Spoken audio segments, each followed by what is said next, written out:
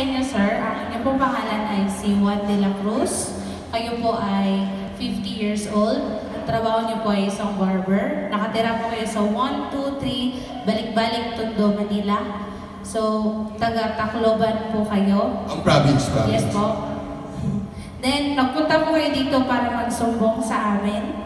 At nung isinasa inyo po, ang nangyari is, umuulan po yun, nasa bahay po kayo, nagkakape ng walang gatas, at naninigarilyo ng Marlboro.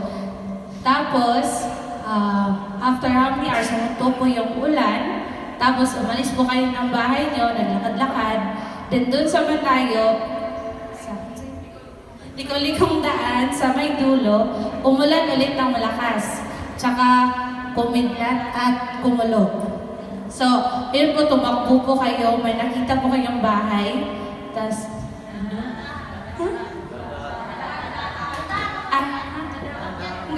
dandan po kayong umakyat doon, tas sumilip, may nakita po kayong sexy na babae na mahabang buhok, tapos may sumuntok po sa kanya na lalaki, sinakal siya, hinubaran, tsaka ginahasa.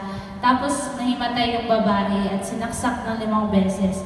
Tapos mahina po yung pang-anim na saksak. Tapos... 5 kalahati. Tapos natakot po kayo, kaya tumakbo kayo pauwi sa inyong bahay. Tapos nung tinanong po namin kayo kung kilala niyo po yung suspect, sabi niyo po, oo, kalbo po siya, matangkad at saka mataba. Very good, very good.